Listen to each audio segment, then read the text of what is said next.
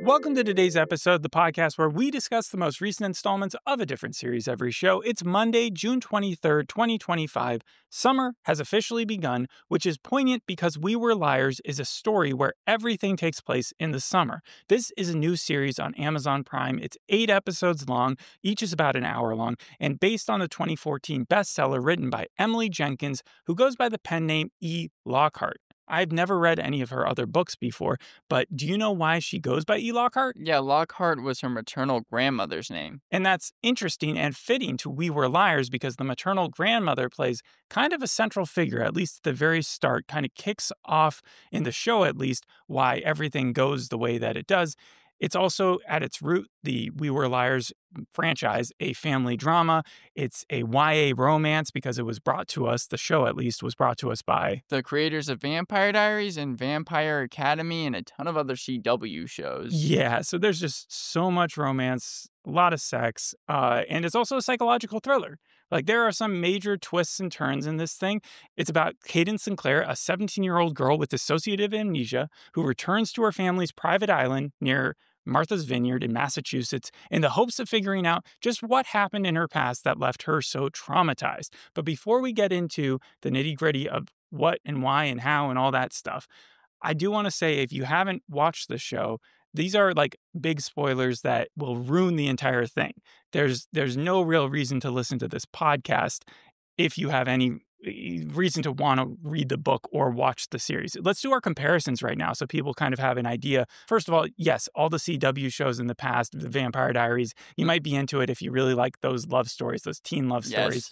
I would also compare it most recently to like Better Sister, Bad Sisters, because you have a lot of family snippiness between the sisters. There's 3 of them, and they play the mom characters. What else? I have The Summer I Turned Pretty. The characters are in a similar age range as well, and it has to do a lot with like who's with who, kind of Gossip Girl as well, in terms of like relationships of the characters. Yeah, the younger kids are 15, 16, 17 years old. And then Succession, because they're this rich family. The Sinclairs are a rich family, and a lot of them are just trying to figure out who gets the money. There is a Logan Roy type figure in the grandfather for Cadence. It's very funny how there's a cross between Gossip Girl and Succession, two like almost polar opposite shows. Absolutely. I had Billionaire Island, Rich People on an Island, and The Perfect Couple as well, because again, it's just this huge place, and they're very rich families. It's also like Outer Banks, where the setting wise, you have a lot of beaches and people hanging out near the water and being spoiled, and the kids just kind of like up with pranks. The reason they're called liars is because they are kind of rambunctious and they do like to go against the grain and to really be rebels sometimes and question, I guess, the oligarchy of the family setup, the way that the patriarch of the family controls everything. If you want to look at the book itself, it reminds me of The Last Days of Summer. It's not as good as that book, but it's like a more spoiled, non-linear, unreliable narrator version of The Last Days of Summer, but very quick paced and actually a fun read if you're okay with not exactly knowing what's happening until, I guess the twist about 40 pages in. It's interesting because I saw that the book was a psychological horror, but the TV series is a psychological thriller. So I was wondering if there was any difference in genre at all. Yes, she's much more emo in the book in Summer 17. Yellow Jackets. 2 of the characters here are like picture models of a younger version of Ella Purnell and also Sophie Thatcher. Specifically, Mirren's haircut from Sophie Thatcher in the first season of Yellow Jackets. They look nearly identical, and Ella Purnell and Emily Allen Lind. Yeah, who plays Cadence. I mean, like the first second I saw it, I was like, that's Ella Purnell's sister. That has to be. They looked, their eyes looked too similar. It was crazy. And then Haunting of Hill House is also a short book that was adapted, and they really extended it. Better Sister I kind of tore into because I felt like after the first episode where they were really dedicated to telling the story of the book, they kind of got ahead of themselves and they started like extending storylines that didn't need it, and it was a big waste of time. The twist was not worth it, you know? It's in funny this book, though, it's a short book, and some of the stuff that they fleshed out, and that might be because of what they did with the Vampire Diaries and that they've done this before, they actually, I think, in some cases, improved upon some of the stories that were in the book, while in others, they mess some up. It So was it's a mixed bag. it was funny that you brought up Haunting at Hill House because other Mike Flanagan productions have had Raul Coley. He Mhm. shows up in all those He plays productions. Ed in this, and that is the uncle of Gat, one of the main kids, and I think he's really, really good in any performance. He elevates the writing, and so do a lot of, I guess, David Morse, the guy who plays the grandpa, Right, also and does that. everything. Any House. other comparisons? No, those are all I had. Not just House, Disturbia. He was in the Green Mile back in the day. David Morse is like 71 years old now. No, It's I know. That's crazy. why. Yeah, he's in everything. So you had The Sixth Sense ruined for you.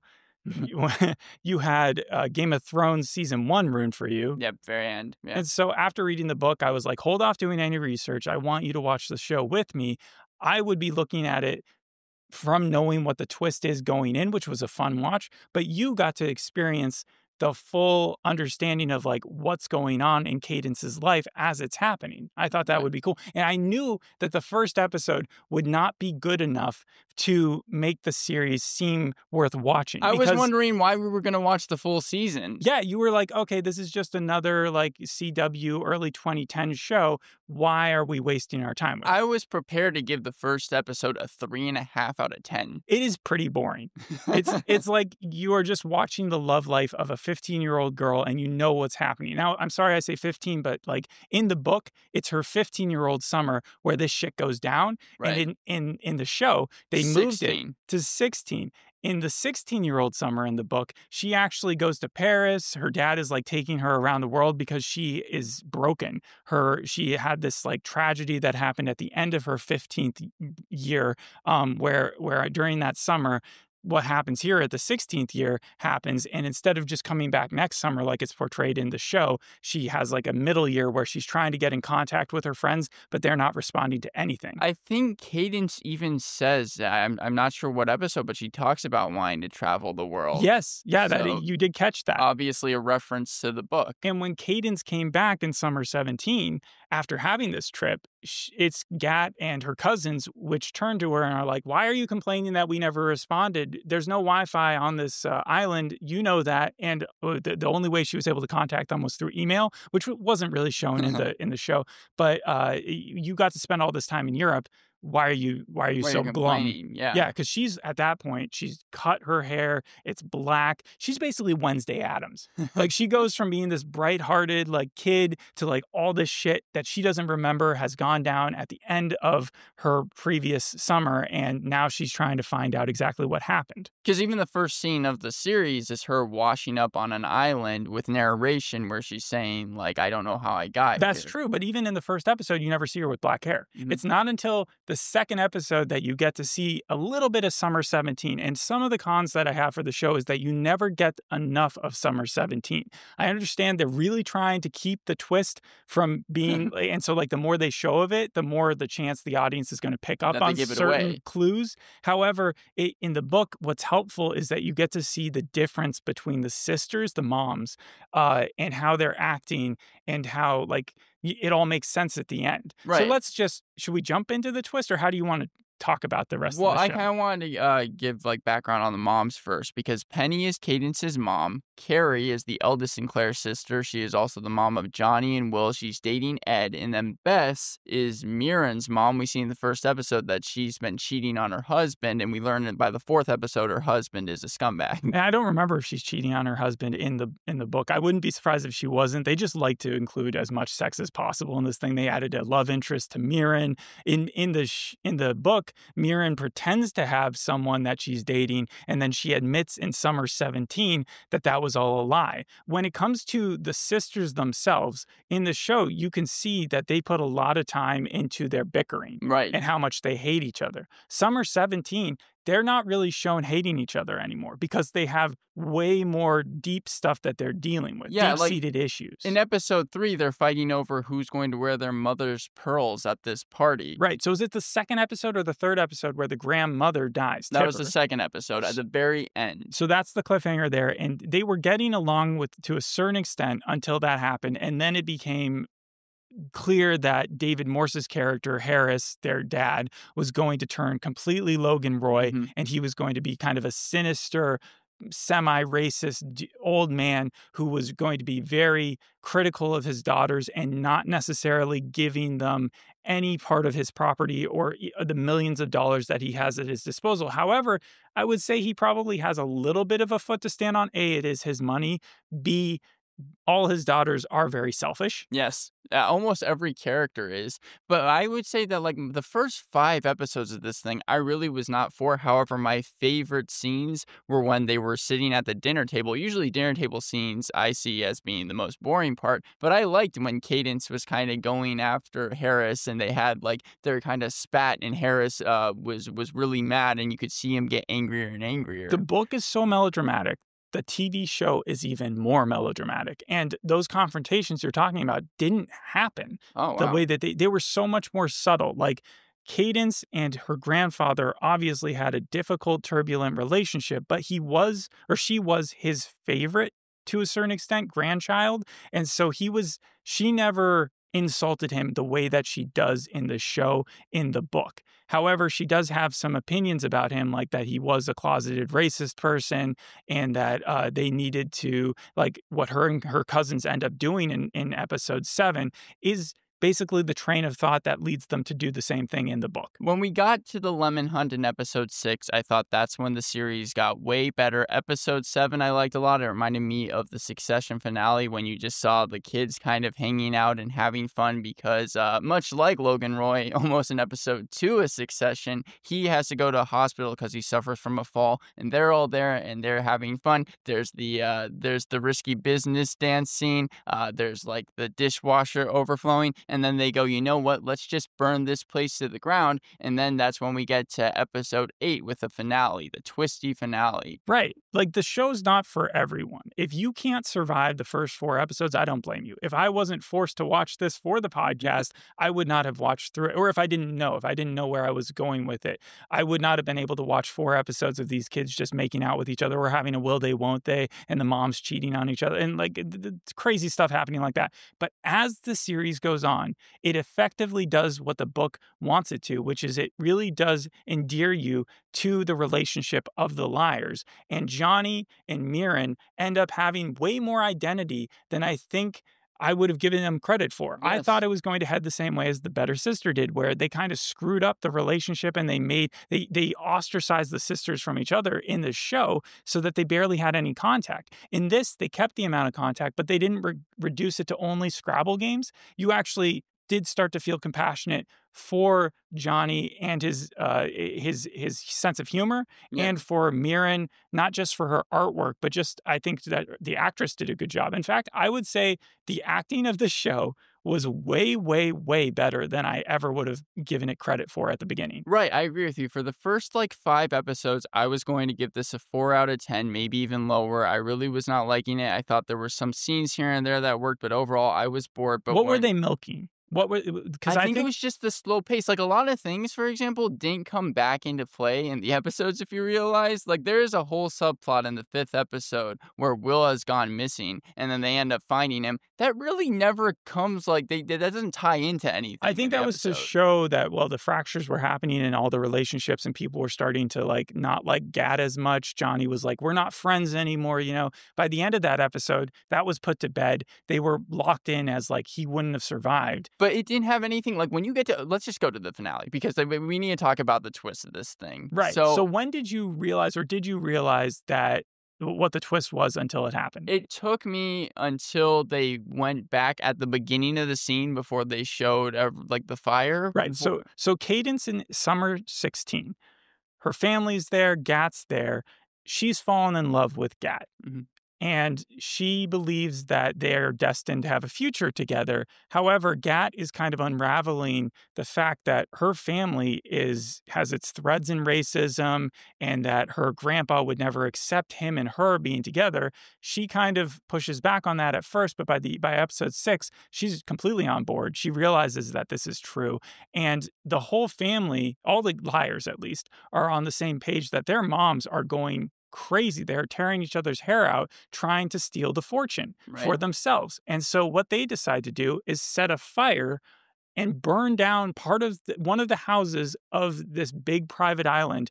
And because they know that the grandpa would A, cover it up, and B, it would kind of douse this insipid, horrific, cancerous way that the women, that the moms are going after the property. I mean, in episode 6, we see just how invested the moms are with trying to get that house with the lemon thing, because he says, the Harris says, if you find this lime, you get the estate. Right. They're very ham-fisted about it, but they do have the premise really locked and loaded, where the moms try to get the liars on board with it. They're like, you have to do this for your own legacy. You think Johnny's going to be helping you out in 50 years when he has his own family? No, we have to do this for ourselves. So when the kids finally get the island to themselves for one night, it's different, the reason, in the book than it is in the series. In the series, the grandpa has the fall. He goes in, they find stuff in his brain, but by the time that they're going to talk to him in the hospital, the grandpa is already on his way back to the island. The kids have to clean up everything, and this is where the bonding happens. And the funny, like, I thought it was a really nice way that, I agree with you, they portrayed that. And then that's where they come up with the plan to burn down the house, the really expensive house. And so they start to like douse everything in fire. And by the end of episode 6, Cadence is pretty sure she knows what set her off and made it so that she ended up in the water and that she was knocked out, and why her brain hasn't allowed itself to heal fully. And the reason she thinks that is because she thinks that she's partially responsible for having murdered the dogs. Right. The dogs, that they had 3 Goldens in the book. I'm upset they got rid of one and made it 2 Goldens, but they were sleeping in one of the rooms, and all the liars forgot about them.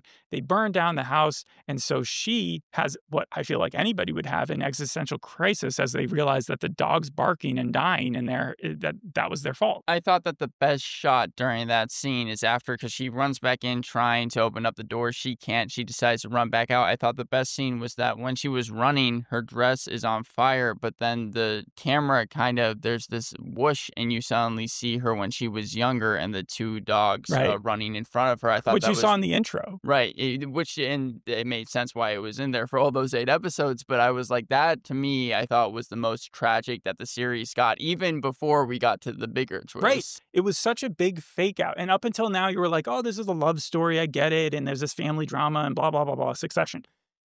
And then suddenly the dogs are dead, and you're like, God damn it, you killed some golden retrievers. That's not cool. Yeah. Were you under the impression that that second twist that's coming in there to zing you and be like, this is the point of the show, that it was coming? Well, when Cadence goes to speak to Harris in Summer 17. Yeah, she's like, I got it figured out, Grandpa. I'm all good. Yeah, and he even says, he's like, so you have all your memories back. He's throwing a red ball because he's remembering the golden retrievers. But when he said, I miss them sometimes, that was the first hint where I was like, wait. I think that there's more to this. I wasn't expecting all of them. Yeah. What you're not remembering, or didn't say, was that she literally follows that up with, what do you say about me inviting Gat and Mirren and Johnny to the dinner tonight? And that's when Grandpa's like, oh shit, she doesn't remember Jack. And that's when that was kind of a tip to him. He gives her the pearls, and then suddenly that's when we realized that all of them, Johnny, Mirren, Gad,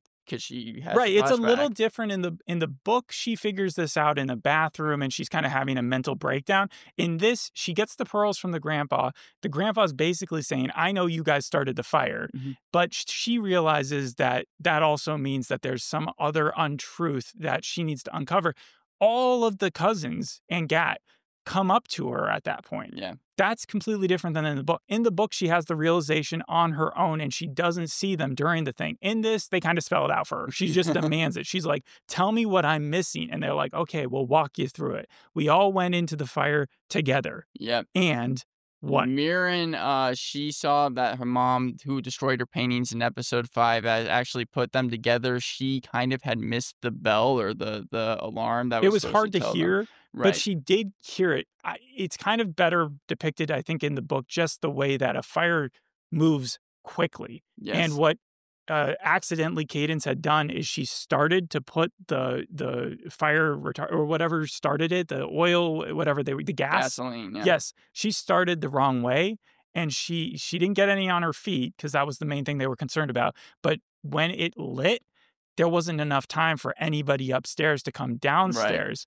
And the difference between the book and the TV show is that Gat wasn't waiting outside in the book. He was part of the original plan for everybody to be lighting the fire inside. And so I liked actually that they changed it and had him run inside to try to save her. Right, because Johnny, he also got distracted because he just started tearing up the office of Harris, right? That I- was his office? Yeah, I thought he was downstairs though for some reason. I thought he might have been in the basement, not in the book, but in the TV In the show. TV series, yeah. With the club, he's just going around smashing everything. So he even talks about how he missed it at first or missed Point the is, alarm. once she realizes about the dogs, and then she goes and gets the pearls.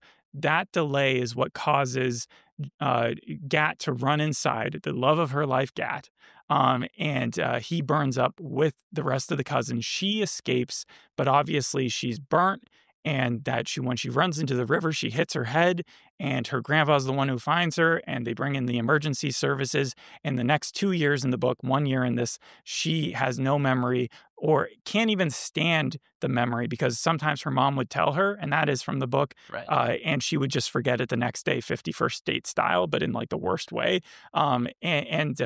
And so it really took a long time for her to accept the reality that all of the potential of her friends and the people she'd grown up with and the love of her life are now dead. Yes, and then we get the final scenes with all of them because she's still seeing them. That's the main part of it. But she gets her final goodbye with each one. What was That was your? my favorite part in the book. I was gonna. Okay, well, I was gonna say, which one was your favorite goodbye in the TV series? Well, okay, in the TV series, it kind of went in order of like who got the longest one. Uh-huh. I think the together goodbye when they all came together at the very, very end and they ran into the water and jumped in. Because that Yeah, is, right. yeah, I thought the symbolism where she jumps in and then she comes back up for air and they're gone. I thought that could have been the final shot of the series. Yeah, I was like, absolutely. you could just turn to credits. I know they have the photo shoot or whatever, but like, come to your own conclusion. I was like, that's the end right It there. is very similar in the book where like you flip a page near the very end, you realize that they're all gone. I'd realized before that because of other clues, but I thought it was still well done and it just confirmed everything I knew.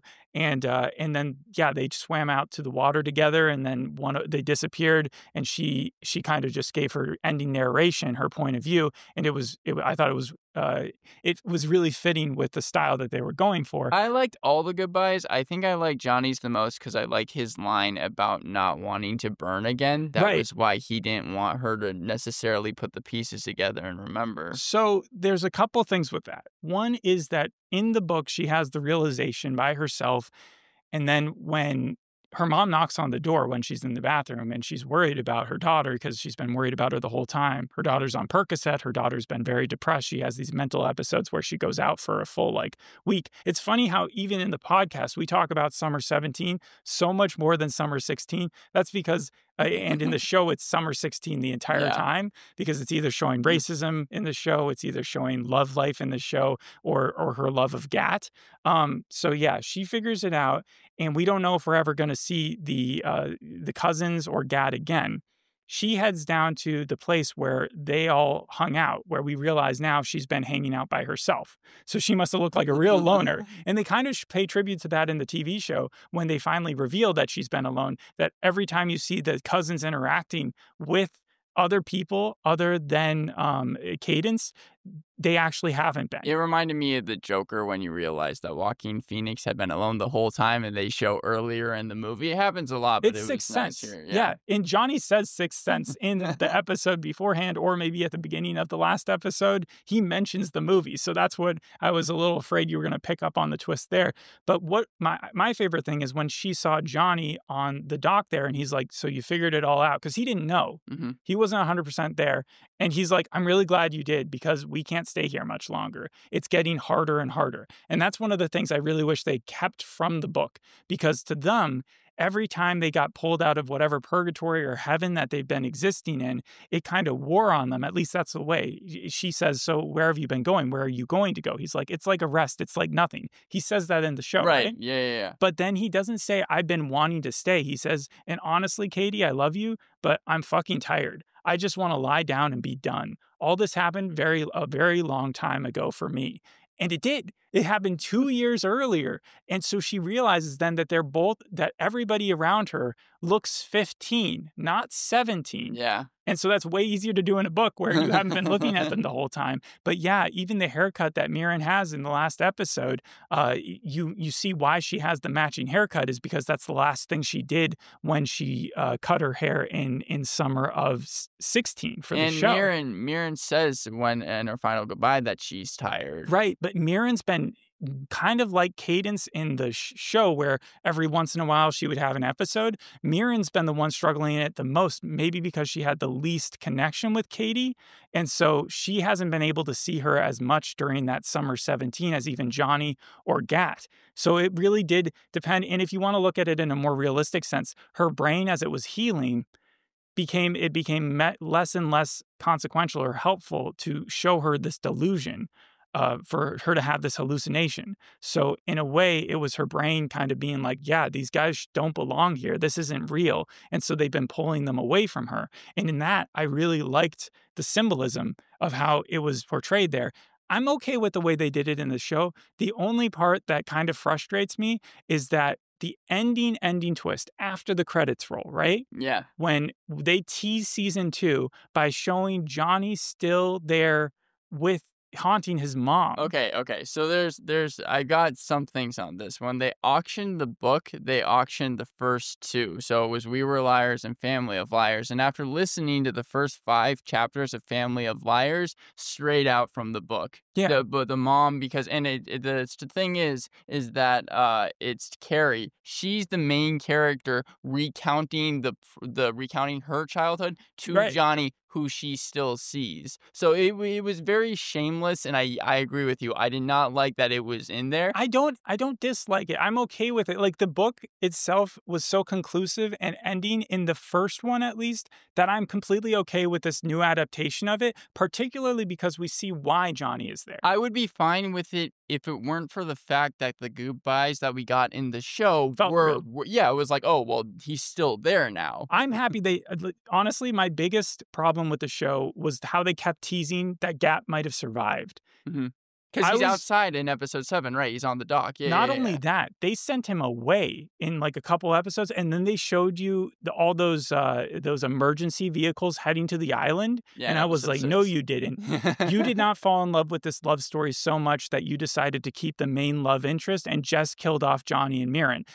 They faked this out so many times, those book readers who are watching it. I was getting frustrated, and I was like nearly sure when Harris said, I've got a reporter who's going to be coming in and interviewing you, after Johnny said that after Gat said he wanted to become some sort of journalist, that it was going to end up being Gat, and this vision of him that she's been experiencing, he was going to be like, guess what? I'm still alive or something. So let me get to my pros. First off, the show has a crazy soundtrack. I mean, we get like this has been the most songs in a show that I can remember since the summer I turned pretty. Deadline had all the songs for each episode. It doesn't stop. We only get a couple seconds of Bridge Over Troubled Water because we need to get to even more songs. Yeah, I mean, you get the Turtles, Bob Seger, Lana Del Rey, Hozier. I was like, okay. Multiple times Hozier. Yeah, so the soundtrack for this I thought was great. Coldplay covers. I mean, it reminds me a lot of like old CW things where they would pop in every new pop track that they could possibly get.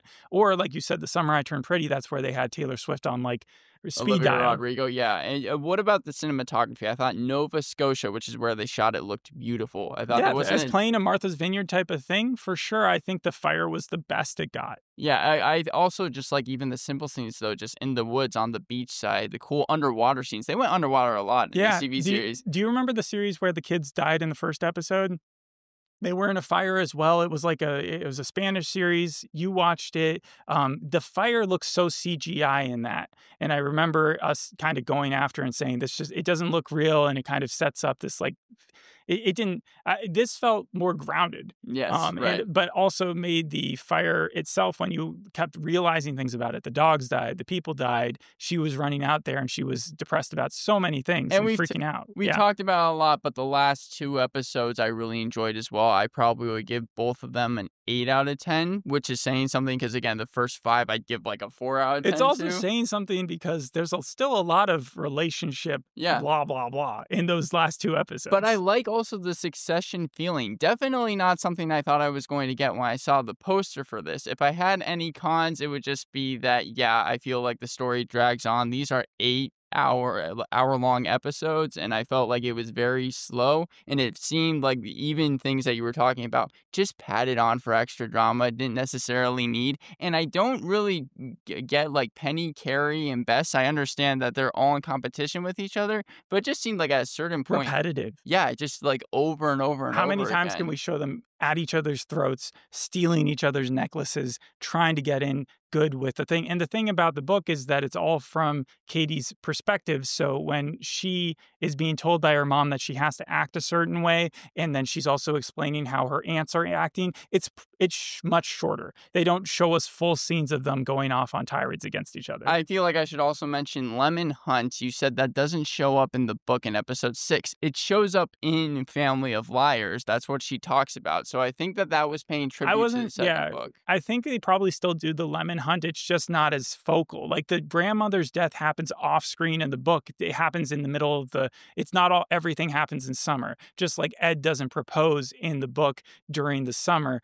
The adaptation, though, as a whole, I think with all the lines they take directly from the book, including like things that they write on each other's hands, all the character names, it's the vampire line where she comes back on Summer 17 and the littles are like, you look like a vampire now. You're all goth and stuff. Like that made it funny that they actually got the people from Vampire Diaries and Vampire Academy to make the book. What I remember about Vampire Academy is that the lady in charge, who has had her own like issues, I know, like with the public, that she said that once the characters get together, it loses all tension. And Yeah. so we really, really try to milk the will they, won't they, and that's what they did with Gat and Katie. Even though in the book, by the 14th summer, they were kind of together. I think I should also mention Julie Plec. I think the That's person what I'm you're talking talking about. She wrote the first episode. E. Lockhart wrote the finale. She did a good job. So I think that overall, even though I've been saying good things about the series, in my opinion, it got better after a while. But because of the earlier episodes, I'm actually not going to have this pass. I will give it a 5.5 out of 10. So, like, I'm not done with my pros yet. Okay.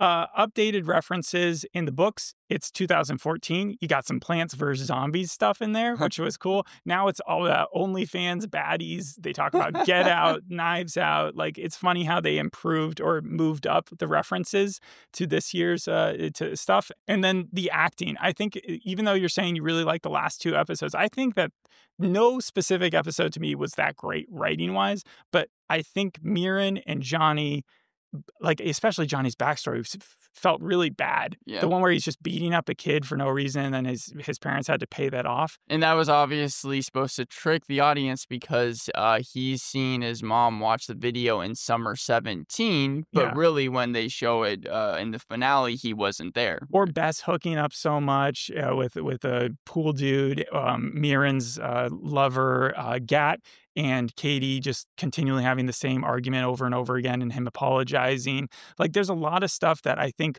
would have been way worse had they not had as solid actors. My favorite, though, I think Ed had no part in the book. Like, he was dead weight in the book. But casting Rahul, whatever his face is, Holy, yeah. great. He was able to bring the racist storyline to at least, like, so that it wasn't just Gat talking about it. Right. If it had just been Gat haranguing about how racist it was that he got to spend his summers in this amazing place, it wouldn't have come across as well as Ed, who had been fighting the long fight his whole life and was a pseudo dad to Johnny. And it was really cool seeing Johnny be a good guy and not ever fight Ed about that stuff. Like, that was part of the reason he was okay with burning everything down. And then as far as my cons are concerned, tell me what you thought of this. So Gat is the only one out of the ghosts who leaves the island. He goes to the bookstore with her. Uh-huh. Yeah. That's weird. I didn't catch on In that, the but book, yeah. he does not. Right. And there was a moment where she's flipping out because she finds out that everybody died and then she forgets about it again at the bookstore. And they do like a cut where she goes to have ice cream with him as a ghost. And he has an interaction with the ice cream person. He actually buys ice cream from them. And I was like, how can you explain that? He's a freaking ghost. And then she says, or he tells her as a ghost that didn't happen. So she had like a hallucination within a hallucination at one point. I didn't even catch that. It's weird because especially with what you mentioned about how much power it took for these ghosts to see her, it Right. seemed like Dad had an endless supply of it.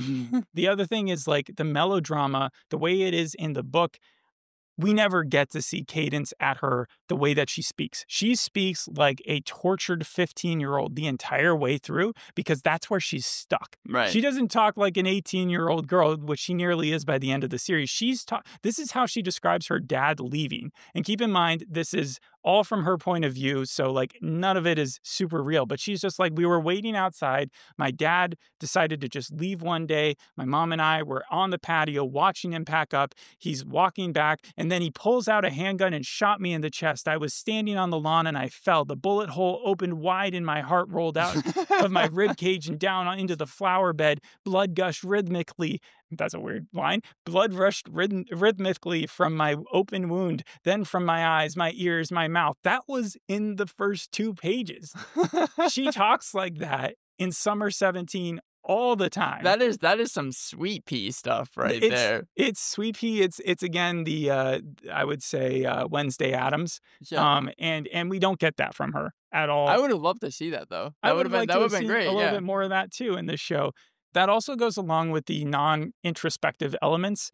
Because we get to see individual scenes outside of her purview, it makes less sense that there are ghosts involved because it's like, how can you have an unreliable narrator if the narrator isn't knowing everything that like isn't actually the one telling the full story? Like, right. So when you see scenes like outside from the TV series, does it come from the characters' mouths how it happened in the book when they're talking to Cadence? Sometimes they are very accurate with the word choice, and straight up lines and things that happen.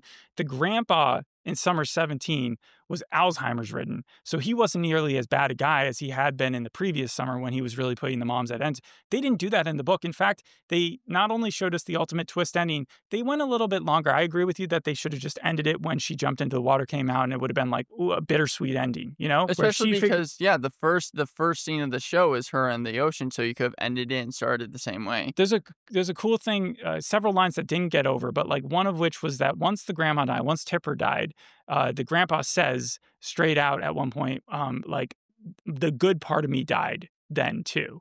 And he wasn't saying it in like, oh, you should feel bad for me. He was like, the good part of me has died. Yeah. Like, I don't have a reason to be anything but a grouch. And so they don't ever say that. He never says anything close to that. They just show it. And so in the 17th summer, when in the book, he is calling and this is sad, Cadence Mirren all the time because Mirren's dead. Right. And if you think about it, he's lost his wife, he's lost a bunch of his grandkids. He still has the littles, but like the main grandkids who are older, and he's lost his house because that's burned down.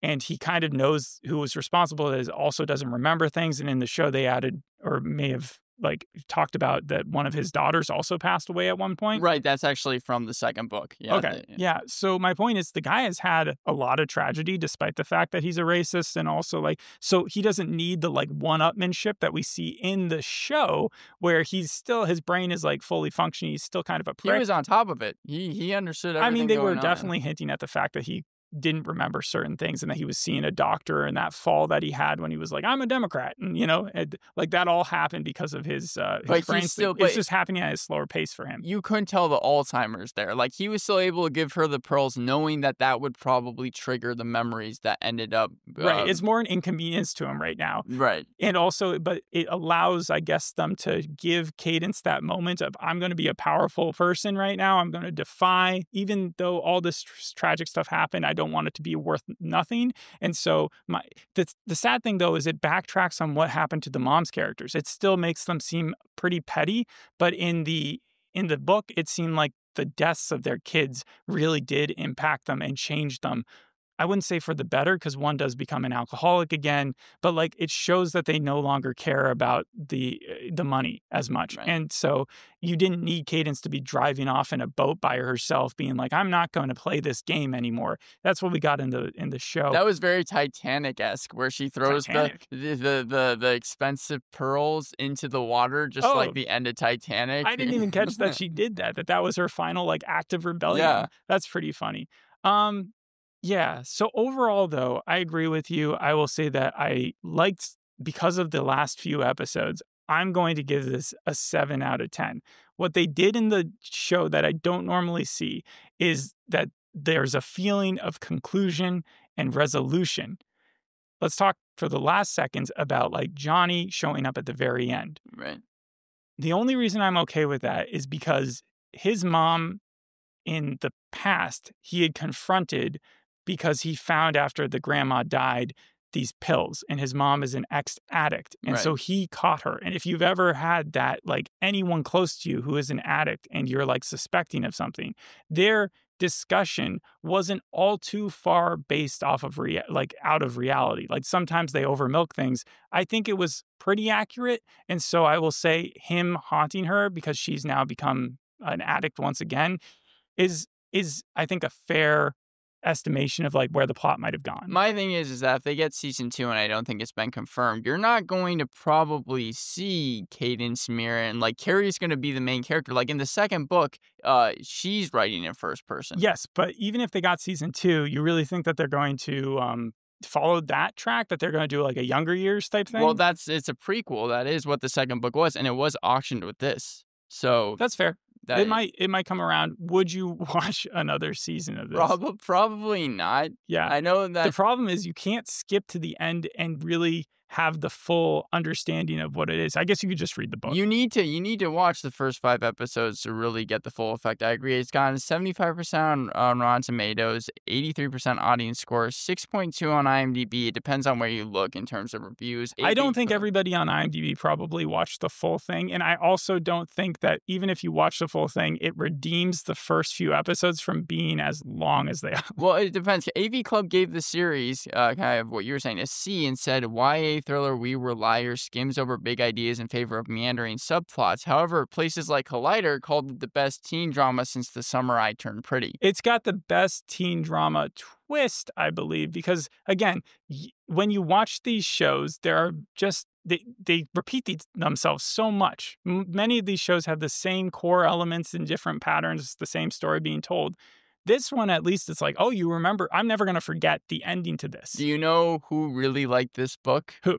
John Green. He called E. Lockhart one of the most important novelists and called We Are Liars when it came out beautiful and unforgettable. Okay. It's an easy read. Thanks for listening. We'll see you on the next episode. Hope you enjoyed this one. Bye. Bye.